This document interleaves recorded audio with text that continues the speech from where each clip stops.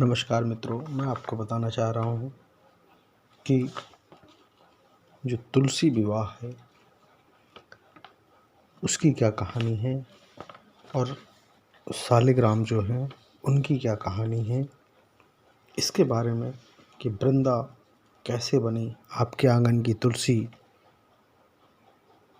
इसके बारे में आपको मैं आज पूरी कहानी बताना चाहता हूँ। दोस्तों, यदि आपने मेरे इस वीडियो को लाइक नहीं किया है तो लाइक कर दें।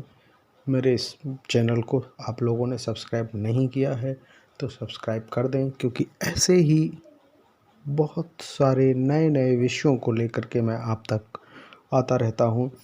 पहले भी मैंने बहुत सारे नए नए विषयों पर आप तक अपने वीडियो बना करके भेजे हुए हैं। तो यदि आपने मेरे चैनल को सब्सक्राइब नहीं किया है तो दोस्तों, मित्रों, मेरे इस चैनल को सब्सक्राइब कर लीजिए ताकि आपको नए नए विषयों की जानकारी आगे आपको आती रहे। तो मैं आपको बताना चाहता हूँ कि आखिर जो तुलसी है वो तुलसी कैसे बनी, इसके बारे में, और वृंदा कौन थी। कार्तिक माह के शुक्ल पक्ष की एकादशी को देव उठनी एकादशी कहते हैं हम, और इस दिन पूजा का विशेष महत्व है। इस एकादशी के दिन पूजा करने से दुगने फल की प्राप्ति होती है।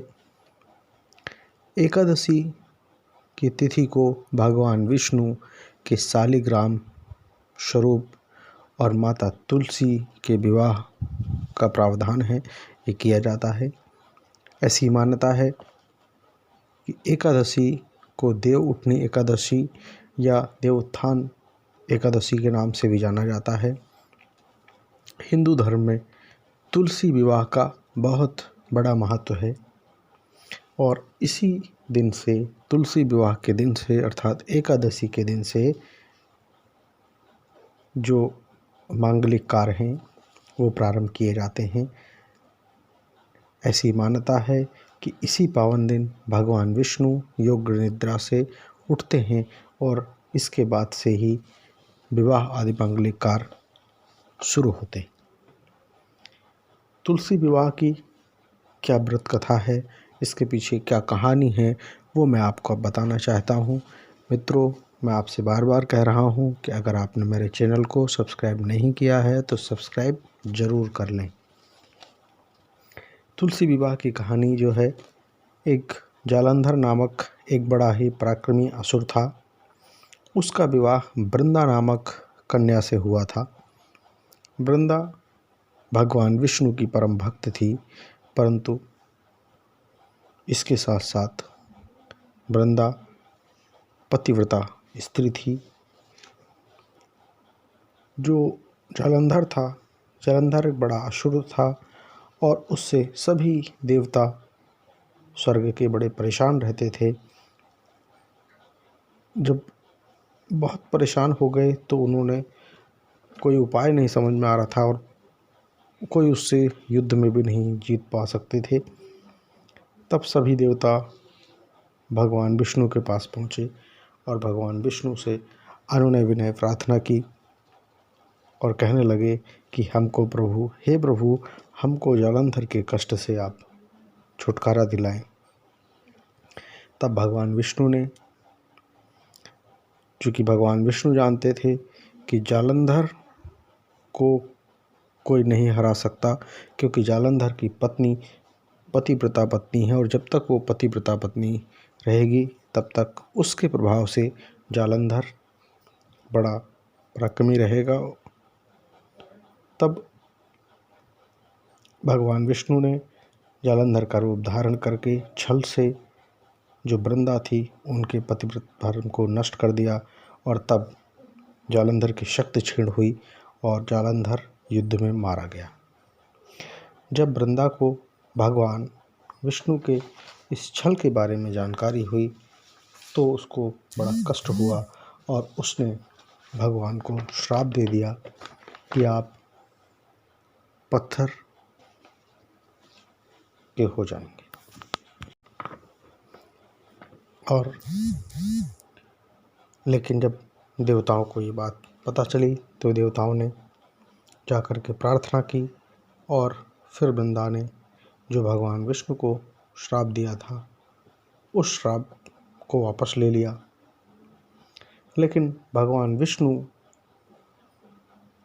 ने उनको जो वृंदा के साथ उन्होंने छल किया था उसके कारण उनको बड़ा संताप था और उन्होंने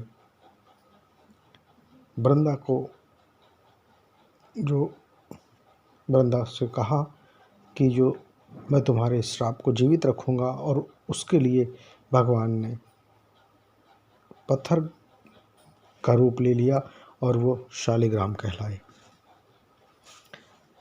भगवान विष्णु को दिए श्राप को वृंदा ने वापस ले लिया और वृंदा अपने पति जालंधर के साथ सती हो गई। वृंदा के राख से तुलसी का पौधा निकला और वृंदा की मर्यादा और पवित्रता को बनाए रखने के लिए देवताओं ने भगवान विष्णु के शालिग्राम स्वरूप के साथ तुलसी का विवाह कराया और इसी कारण तुलसी विवाह किए जाने की मान्यता है और परंपरा है। शालिग्राम के जो रूप हैं, जो पत्थर हैं, वो गंडक नदी में प्राप्त होते हैं। भगवान विष्णु ने वृंदा से कहा कि तुम अगले जन्म में तुलसी के रूप में प्रकट होगी और तुलसी जो है मुझे लक्ष्मी से भी अधिक प्रिय होगी। तुम्हारा स्थान मेरे शरीर पर, मेरे मस्तिष्क पर होगा और मैं तुम्हारे बिना कोई भोजन ग्रहण नहीं करूँगा। और यही कारण है कि जब भगवान विष्णु को प्रसाद लगाया जाता है तो उस प्रसाद में तुलसी अवश्य लगाई जाती है। और इसी प्रकार जब शालिग्राम जी की पूजा की जाती है तो शालिग्राम जी की पूजा तब तक वह पूजा पूर्ण नहीं होती है जब तक कि शालिग्राम जी के पूजा में उनको तुलसी अर्पण ना कर दी जाए। तो ये कहानी मित्रों मैंने आपको बताई कि आखिर शालिग्राम जी कैसे बने और वृंदा तुलसी कैसे बनी, जो हमारे घर आंगन में जिनकी हम पूजा करते हैं, प्रार्थना करते हैं।